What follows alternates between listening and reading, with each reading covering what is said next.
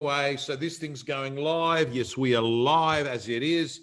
We have got Troy Malcolm from his home, John McGrath from his home, and Tom Panos from my home, coming to you with MDA, both on podcast, Spotify, and at the App Store. And where else do you put it, Troy?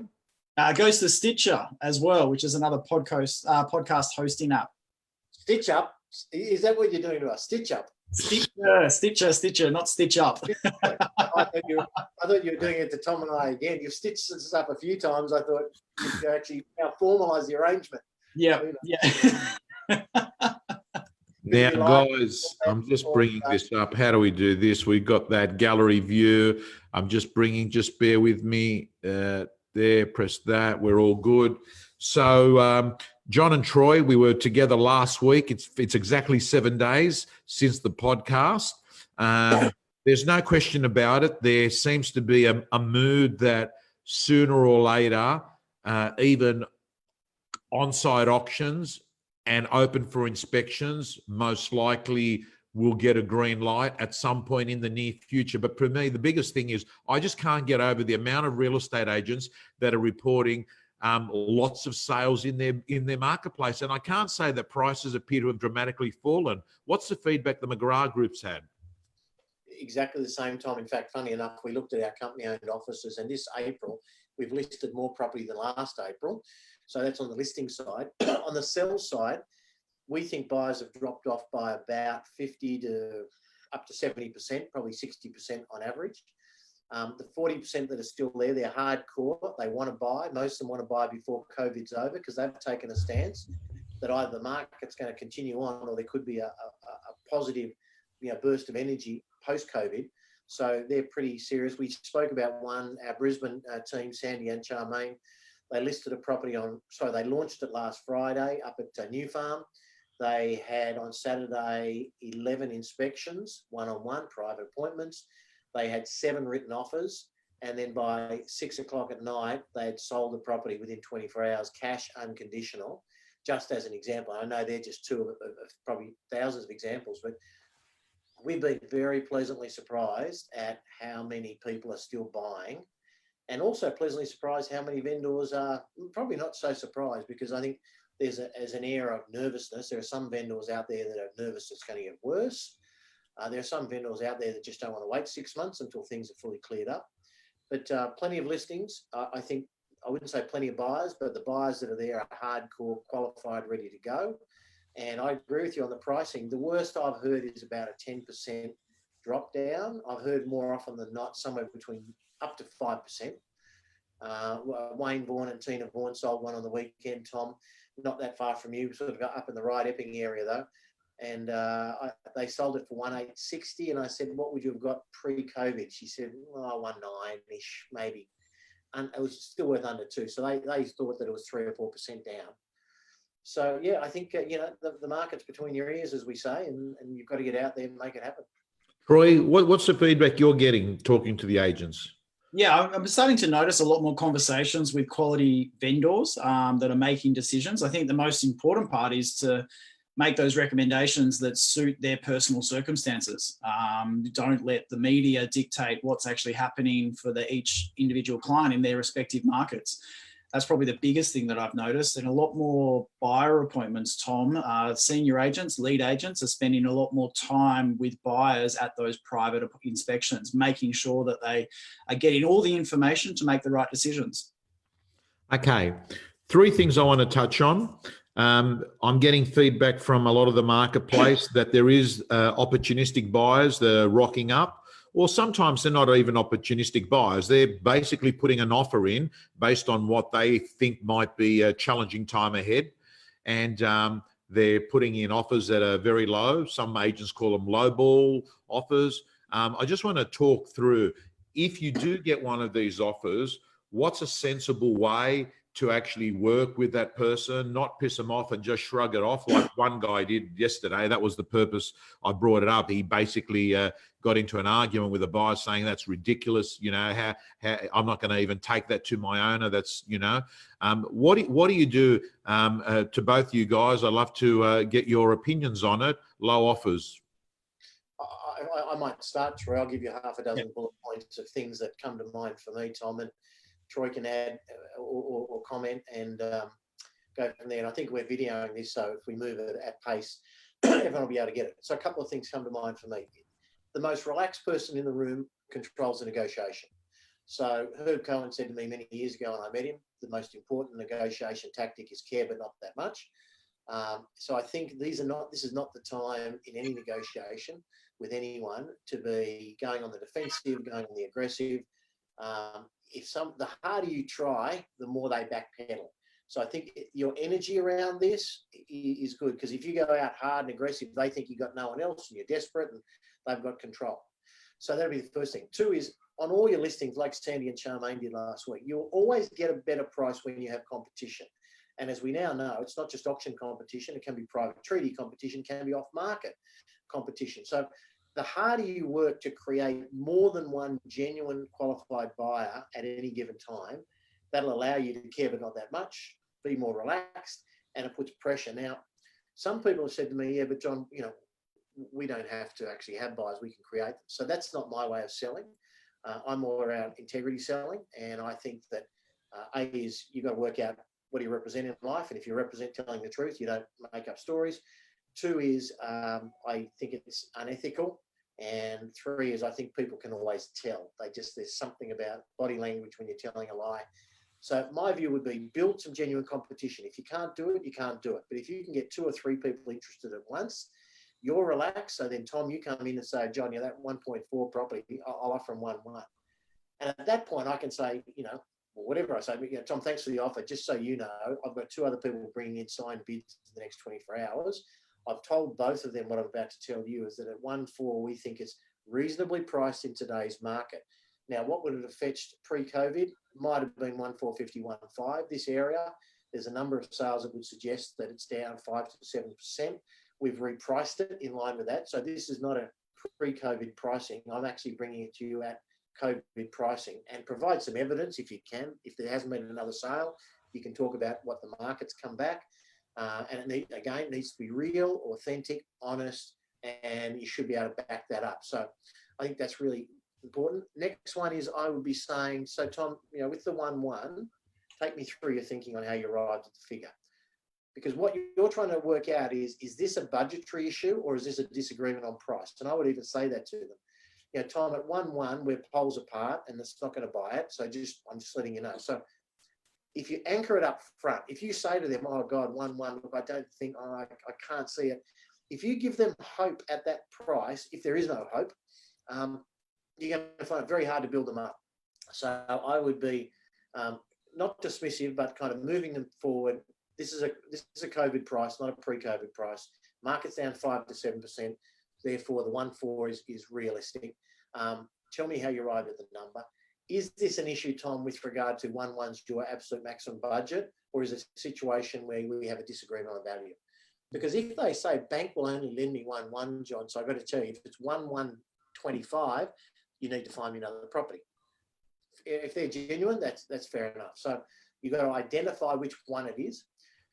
Next thing is provide them the evidence, because people will sort of buy emotionally, but they like to justify logically. And if you can give them the logic to make a bid of 1.4 as opposed to 1.1, that gives them a sense of comfort. Clearly, if they're offering on the property, they like it and they want to own it. People don't just throw offers around willy-nilly just for the sake of it, unless they're just a pure speculator, in which case it becomes much more difficult. Then I would explain to them what I believe is the problem with submitting a lowball offer. This would be more in the instance, Tom and Troy, if there's no other competition. So I'll be saying, Tom, I could take the 1.1 and here's why it's going to work against you. At 1.1, we're going to offend the owner and we're not going to get a counter. Why? Because the owner's going to look at me and say, John, that's way under what we think it's worth. What do you think? And I'm going to say, I agree with you. So if you come in at that level, we're not even going to make any progress and get a counter. If you were to come in closer to asking, but below asking, let's call it 1.3, we might be in the negotiation stakes and you'll get a better price. But if I come back to you, I know what I'm going to say is 1.1's rejected. They're offended. They actually don't even want to hear another offer from us because they think we're opportunistic. So that would be the other thing. The only other one, John McGrath Troy at our webinar fairly recently, he used a great piece of dialogue and something along the lines. I won't say it as well as him, but you know, Tom, it's at 1.4 COVID price, pre-COVID 1.5. There are definitely some people in the market looking for a bargain, and they're shopping around looking for a desperate vendor. That's not the situation here, and that's not what we're going to be doing. We're going to be selling at fair market value. So again, you establish a beachhead, and it's a confident remark, and that kind of brings them back up. Now, some people stick at 1.1, but I guarantee our viewers, if you use 2, 3, 4, 5, 6 of those in combination, it will be an effective strategy to get the property sold at or closer to asking price. Troy, over to you. Yeah, John and Tom, I think one of the key things you mentioned, John, and I couldn't agree more, is around the evidence-based information. What are the case studies that you or your colleagues or you've seen in the market over the past 7, 14, 21 days that help make the decision for the buyer? Most buyers that are out there in the market right now, they want to buy, right? So how do we help them do that? We give them evidence and case studies to allow them to do that. Similar to that, those case studies can also show relevance to the vendor on making the right decision right now. Generally, what John was saying again is 100% right. 3 to 4% is what we're seeing in most markets. So let's take that into consideration when making those offers, so the vendors have a really clear understanding of what they're accepting given the current market conditions. Troy, Yeah. are you on the moon there? You look like you're looking at tinged green, and you look like you're on the lunar module there. I love it. I've been hit with where I am right now. There's so much light coming in the back. I've put the light here on me, but it's not working properly. Apologies. Lovely shade of green, and I've got a lovely shade of pink. And Tommy, you're looking. You've got the Greek orange look about you, which is good. So we're all representing different shades today. Well, while we're talking about Greek, I've just had a message come through on Facebook earlier on this morning. The Inner West Council has renamed a part of Marrickville as Little Athens. Really? Yeah, which is good. So Marrickville's changed. Marrickville used to be a suburb many years ago. It was a suburb I was brought up in. I was brought up actually on Holmesdale Street, which is where the Newtown Jets play football. And I still remember as a young kid, 3 or 4 years of age, or maybe 4, my father said they're playing soccer up the road, and we walked up, went and watched Newtown Jets, and it was the first time my dad said it's different here. The ball's not round, you know. But anyway, I actually, one of the things I get out of listening to you both, it appears it's pretty important that you don't get too desperate, that you're calm and collected, and also you manage their expectation and give them no hope. Like, I think sometimes the problem with offers is you get an offer off a buyer, and an inexperienced or a poor negotiator will actually say, well, leave it with me. I'll go in and give it a try. And the buyer sits there, thinks, oh, shit, like he said he's going to go give it a try.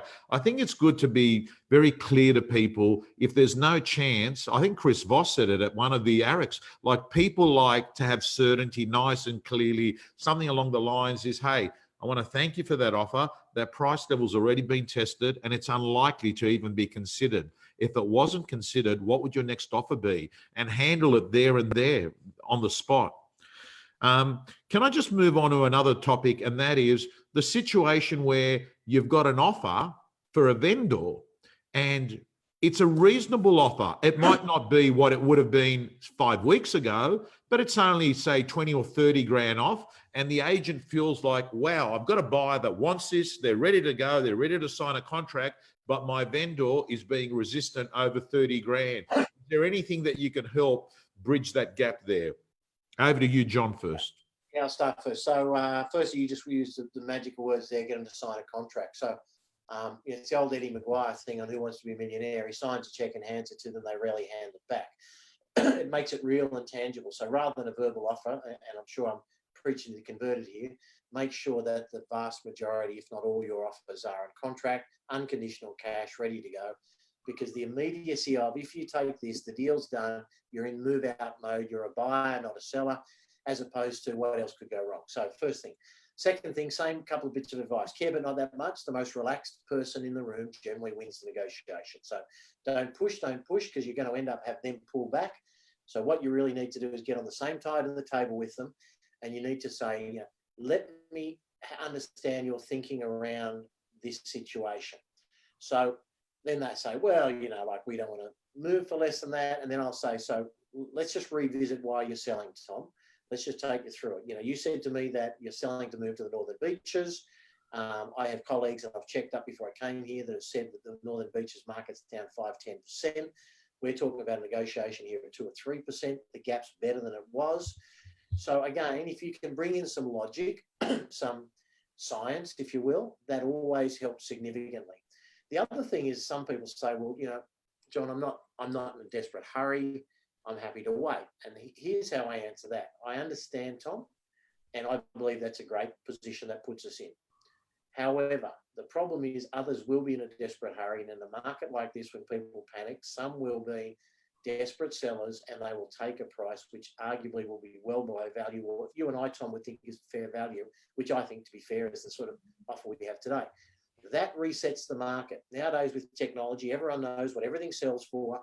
And even though we've got an offer of 1.2 and you want 1.250, if a similar home, someone takes $1.1 million, that becomes the new value. So right now, we're in a marketplace. We haven't had a desperate sale yet to reset the value, but once we do, probably for the duration of this cycle, that's going to be the benchmark, and we're going to be looking at that. So even though you're not desperate to sell, you're not under any pressure, others will be, and that will reset our value if that happens. Then I think I go to, so Tom, let's assume for a moment that $1.020 million is the mark, and your $1.050 million in this market anyway is not achievable. Just let's sort of take you on that hypothetical. What's your plan B with regard to the sale of the property? Would you like me to look at renting it? Will you just take it off the market? Are you looking just to sit on the market until? So you kind of, again, test their mettle. You know, what are they going to do? No, I'm not going to rent it. I'm here to sell. Versus, yeah, look, I could rent it unless I get my money. I'm happy to rent it for 3 years, no problem. I've owned it for 20. I'll own it for another 3. So you're kind of getting feedback from them as to what's happening. So you're giving them some logic. You're testing them again. Then I say, my experience, Tom, in a market like this, which has corrected, there's a couple of things. You need to make a decision on the trajectory of where you think the market's going. Some people think it might bounce up. Some people think it'll plateau for a while. Others that read a lot of the news and they see the unemployment figures and they see a lot of a mess out there, they actually think there's a few legs to go. You need to make your decision on that, and I'm not going to lead you. I'm just going to say they're the 3 options. If it goes down from here and we chase the market down, it's typically a 2 to 3 year period before we see a return to current day values, at least. So my concern is, if we let the offer go for what is basically a 2% variation from what you'd like, I can't make you a buyer, which is really what you want to be, and you can't take advantage if the market legs down. You can't take advantage of that. Right now, Tom, a lot of people are saying cash is king. If you can take this wonderful asset and turn it into cash and sit on the sidelines, the stock market's down 38%. I don't know if you invest in the stock market or not, but just as an example, because that's often an asset that people compare and contrast with property and shares. If you just took the investment property return and we put that into the share market in the top 20 stocks, gave it to an investment advisor, if you have bad luck, you'll make 20% in the next 12 months based on statistics. Normally, the stock market comes back around 50% in the first year because it goes down quicker and it comes back quicker than the property market. So at 122 in Apple computers and Westpac Bank and a range of other good quality blue chip assets, in a bouncing market, and again, you need to get your own financial advice, but here's how I see it, that 1.2 million or thereabouts, we're looking at 1.4 with a little bit of luck in the next 12 months. It could well be that the 1.2 offer we have on your home is 1.1. So the gap may well widen, and I just don't want that to happen. You're kind of stuck in a falling situation, because once it starts falling, it becomes very hard then. It's like trying to catch a dagger, as they say. So I think opportunity cost, what else could you do with the money? And whether it's buying a new home in an area where cash is king, and if you go in and make cheeky offers to someone else, you might get one. That's number one. Number two is markets like this generally take several years to come back to their level. So, you know, if we miss it here, we could really be waiting a long time, and you need to make the decision, Tom, if you want to wait several years to get this price again. Again, all remaining very relaxed, trusted advisor energy. This is not salesman. You know, Tom, I really think if we don't take this, we're going to miss it. That energy, again, repels people. We're trying to attract people. We want them to lean forward and say, okay, so John, what are you telling me? What do you think? And I'll say, Tom, here's my recommendation. I think we have a good cash offer. I have a signed contract, which means it's done, it's done. The terms are basically, other than a week extra settlement, they're basically what you were looking for. The money is a little bit under what you want, but I believe personally it's fair market value, absolutely. The market, I don't have a crystal ball, neither do you, but if you ask 10 people, 8 of them would say the market's going to get worse before it gets better. So looking at those things, Tom, my strong recommendation is to take the offer, move forward. I'll pop a sales sign up as I leave, and then I'm going to spend a lot of time with you and Stuart on looking for your next dream home, and then shut up. So that would be kind of my way of dealing with the, well, not necessarily unreasonable vendor, but you know, the vendor that's hanging out for that little bit more. I also think, John and Tom, there's a really important time over the next 3 months that we will see different challenges from an economic factor, both globally and locally, in regards to people's incomes, their job security. I don't think people should underestimate with their clients the value of an active buyer willing to make an offer, if it's within reason, like we're saying 3-4%. Again, I would rely heavily on the evidence-based information to help make that decision and rely on the statistics that are coming through. John, you mentioned a really good point there, not to show desperation, create urgency, show them that you're there to support them, but also give them statistics and evidence to help make that decision for them. I remember doing an interview. What's Matt King's business partner? Kieran. Okay, so Kieran, he's the ex-butcher, isn't he? Yeah. So Kieran, I did an interview for the real estate gym back during the GFC. And I remember interviewing him, and we did a role play on a situation described as it, and he was so good because he was just calm and collected. And he said, he role played it. I was the client. He sort of said, so what are you going to do? I said, I'm going to wait till the market picks up. And he goes, okay. And what are you going to do when you wait till the market picks up and you sell it? What are you going to do next? I said, then I'm going to go buy another property. And he goes, okay, that sounds like a fair plan. And he goes, can I just get you to think about this? You know, when the market goes up, it's not only going to go up for your property, it's actually going to go up for the one you're going to buy, just in case you hadn't thought about that. And many of our clients have chosen to transact in this current market because they actually feel like the one that they're going to buy is actually going to drop more than the one that they're selling. And I just think that you need to understand that if the market goes up, it's not exclusive, just yours that goes up. And I think the power often is in the questions, because what actually happens is people sort of shift their own thinking, whereas where you just say to them, no, trust me, do this, it's better for you, they automatically say, commission breath, salesperson, security, I need to put my shield on, right? But when you've got nice questions that get a person to think about situations, and it always makes so much easier, isn't it, when you've got a lot of listings? Because when you've got a lot of listings, you're not as desperate at all. So you're basically just, you don't have this panicky feeling. One final question, and that is what do you say to vendors as we're coming through out past COVID-19? There's a bunch of people that are sitting on a CRM system that you're having regular catch-ups, you're speaking to them. And one of the things that's coming up in the conversations now is, listen, should we just wait? You know, we originally were going to come on the market in March. This happened. Now we're thinking maybe we just wait till spring. Let's just let the settle dust. Is there any dialogue or an approach there that we can talk about? Yep, approach same, care but not that much, be the most relaxed person in the conversation. Questions based.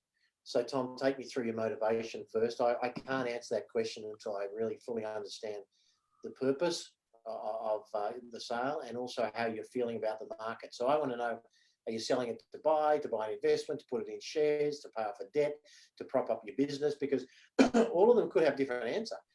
I mean, if they think the market's about to get better, they could be right, could be wrong, and they have no mortgage on the property and so on and so forth, maybe the answer is let's wait. We'll go soft launch, we'll do it quietly, and then we'll launch in 30 days when this kind of mess is somewhat behind us. So, whereas if they're trying to prop their business up because they've got the bank banging on the door and they're going to go broke, in that situation, let's go to market. Let's go to market confidently and promptly so we can get the best possible outcome as quickly as possible. So I think understanding their motivation, understanding how they feel about the market, sharing your feeling about the market, and could be different for everyone. There might be some markets that are still falling. There might be some markets that haven't fallen at all and might have a pop in a positive. So you've got to be, here's the energy I think you need, Tom, right now, taking this to market. You need to be calm talking to vendors because plenty of people aren't. So what you want to do, and we saw it yesterday with Betty Opperlander when we interviewed her on our daily webinar, you need calm because that just settles everyone down. We don't panic.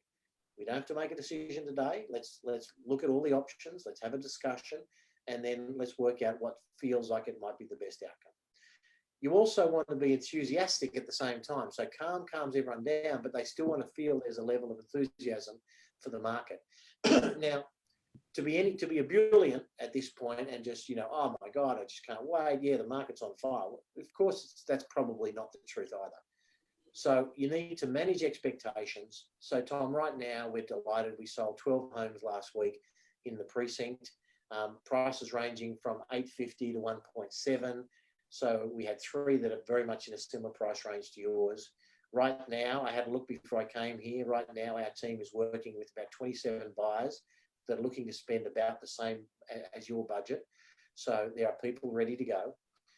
So from my perspective, I would not hesitate going to market unless you felt uncomfortable. Having said that, Tom, there's 2 ways we can go to market. We can go out confidently, prominently, in real time, and go to market. We can get it on the portals, we can get it on our website and all of those things. Or we can go out in what a lot of people call, soft launch or off-market sale process. I'll bring those 27 buyers through quietly. We'll get feedback. We'll either sell it or we'll get the feedback that suggests that our price might be wrong. And then we can have that discussion, and then we can always go to market next. So I think it depends how confident you are in your local market and that particular property, how the vendor feels, what their real motivation is. That's really key. They would be the key things for me, and care, but not that much. Tom, at the end of the day, I'm going to be here for the next 20 years. If you guys decide to hold it, sell it in 3 months or 3 years, it'll be a pleasure to look after you then. I think there is merit in considering it now. So let's talk through it, but start with what is your reason for selling and where do you think the market's going? Troy, over to you.